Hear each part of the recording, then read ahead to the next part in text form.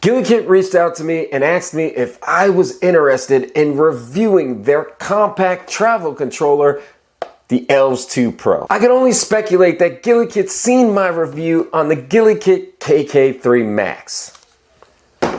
Of course, I jumped at the opportunity because I absolutely love the GuliKit KK3 Max, so much so that I thought it was a great affordable alternative to the Xbox Elite Series 2 controller. But did GuliKit just pack everything that I love about the GuliKit KK3 Max into this small package? For those of you older viewers, you might recognize the design of this controller, and if you're anything like me, you might be feeling that warm and fuzzy feeling just about here. Nostalgia is kicking in, and that's because this controller reminds you of the Sega Saturn controller despite the 4-button layout instead of the 6. Yeah, like I said, it's pretty similar. It even goes as far as to have the line that was on the original Sega Saturn controller. Despite the size and shape, this controller is quite comfortable.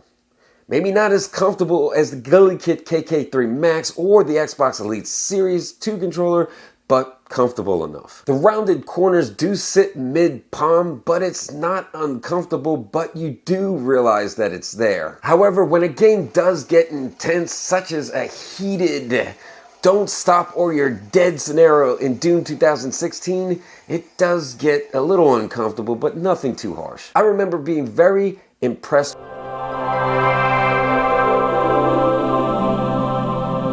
with the build quality of the GuliKit KK3 Max. The plastic was pretty solid, the Hall effect sticks felt high quality, and the action buttons felt premium. I was amazed at the quality so much that I thought that it was a good, affordable alternative to the Xbox Series Elite 2 controller, and GuliKit gave the same love to the Elves 2 Pro. When it comes to the overall design, I have to mention one big plus. GuliKit put the Type-C charging port on the top of the controller for hassle-free, no cord in the way, and a breeze to charge while still playing.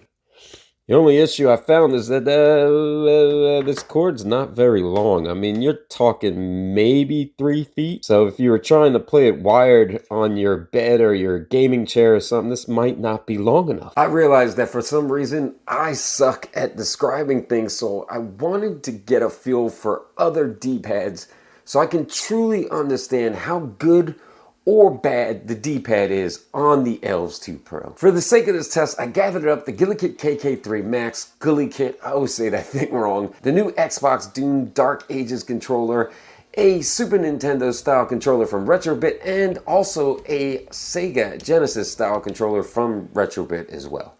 GuliKit went with a retro style Sega Saturn D-pad, an SS floating D-pad as they call it, and to me, honestly, it felt kind of like a mini joystick.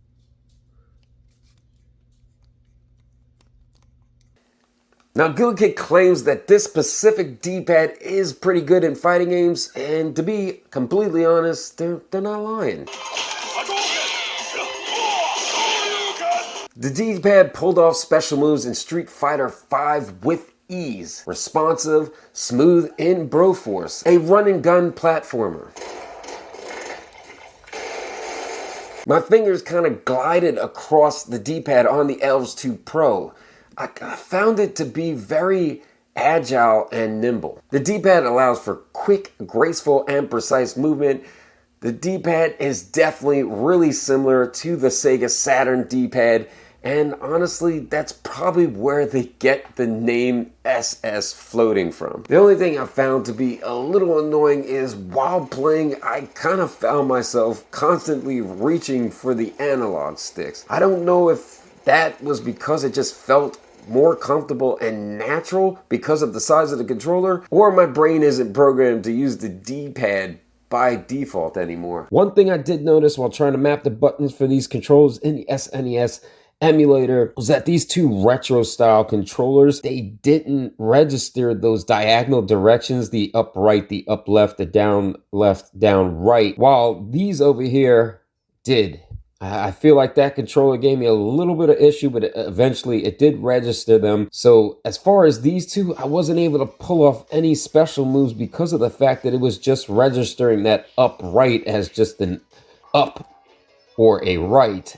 So it would screw everything up as far as the special moves, while these controllers were far more consistent and accurate when it came to pulling off special moves in Street Fighter, especially the Elves 2 Pro. The Elves 2 Pro, like its bigger brother, the GuliKit KK3 Max, has Hall effect sticks, which means it'll never drift, and it has 2200 high precision. All right, for those of you who have read this before on manufacturers' websites and packaging and didn't know what the hell they were talking about, I kind of have a simple explanation for you. The 2200 level indicates the fineness of control the joystick offers. Higher the level means the joystick can register more subtle movements and translate them to corresponding actions within game. This allows for more delicate micro control, crucial for tasks like precise aiming, subtle adjustments, and fine-tuned aiming in game. Ah, shit!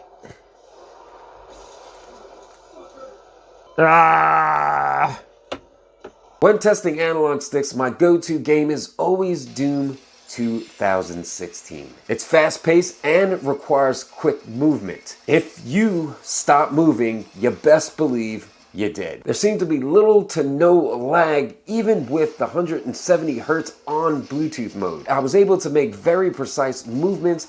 Aim was spot on and always on target. Now in wired mode, GuliKit claims that the controller has a 1000 Hertz polling rate. Now polling rate determines how frequent the controller sends updates to the console or PC. The higher the number, the quicker the controller's inputs transfer to action on screen. According to the test that I conducted with the Game Padlet, I know I'm butchering that name, polling tester, polling rate max was 250 Hertz, and polling rate average was 154.80 Hertz via Bluetooth, which is pretty close to GuliKit's measurements. Now, when it came to wired, the polling rate was on par with GuliKit's estimate of 1000 Hertz, with an average of 734.75 Hertz on the left stick, but the right was getting about 668 Hertz. While testing the controller on hardwaretester.com, I realized that the right stick wouldn't always go back to absolute zero. The action buttons are quite satisfying to click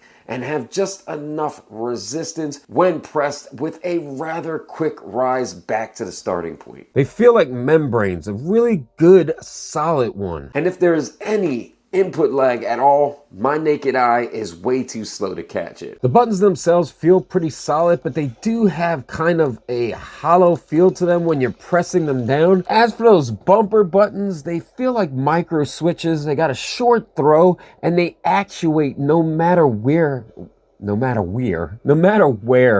press them. The triggers are sadly not haptic or analog. It's just on and off. Now, sadly, the GuliKit Elves 2 Pro doesn't have any back buttons, but to be completely honest, that's understandable because of its size. After all, it was meant to be a compact travel controller. The Elves 2 Pro has very similar customization settings as the GuliKit KK3 Max. You can adjust the joystick sensitivity, the vibration sensitivity. You can also adjust the vibration mode and the gyroscope sensitivity as well. The GuliKit Elves also has a handful of features: autopilot function, which essentially is macro programming, motion aim assist, switching between 4 and 8 directions on the D-pad, which is a very useful feature when it comes to playing games like Pac-Man or playing a game like Contra, which requires 8 directions of aiming.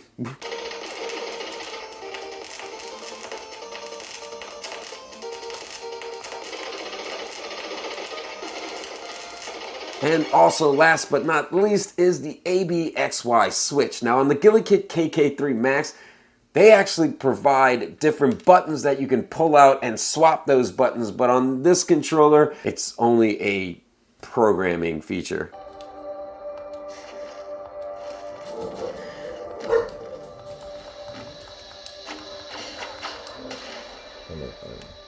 If you're interested, I'm gonna have a dedicated video on all the settings and the functions on the GuliKit Elves Pro 2. Out the box, the GuliKit Elves 2 Pro is compatible with Nintendo Switch, PC, Android, and iOS. But with a little dongle that you buy separately, it is compatible with the PS4, the PS5, the Xbox One, and the Xbox Series X. And just like the Target, don't have one. Just like the GuliKit KK3 Max. On the back, there's a switch to toggle through all the Bluetooth modes. Now you can connect this simultaneously to 3 different devices. However, I noticed that it will not simultaneously change as you switch through it live. Kind of got to switch over to the different mode that you want and turn the controller off, which conveniently GuliKit has provided an off button on the back of the controller. The GuliKit Elves 2 Pro is a well-rounded controller, feature-rich, responsive, sleek with the retro design, compact, and ready to travel. I found the controller to be intuitive. Because of its design, the layout puts all the controls exactly where you need them for a comfortable play. If the controller had more of an Xbox layout, I'd probably be singing a different tune. The controller was obviously inspired by retro gaming, but designed for the modern gamer. If you're looking for a good travel controller, the GuliKit Elves 2 Pro is perfect. But I kind of wish, due to the fact the design resembles the Sega Saturn controller, that GuliKit just decided to put 6 buttons on it and also provided a dongle that would work or was compatible with the Sega Saturn, because that, in my opinion, would just fit the whole aesthetics and make this controller very versatile. Let me know down below, do you have the GuliKit Elves 2 Pro? What do you think of it?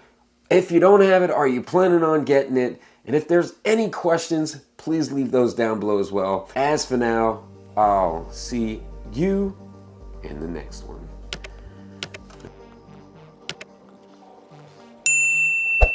Guys, instead of staring at my ugly mug, why don't you go ahead and check out one of our other videos? 1, 2, I'll wait. My busted face ain't going nowhere.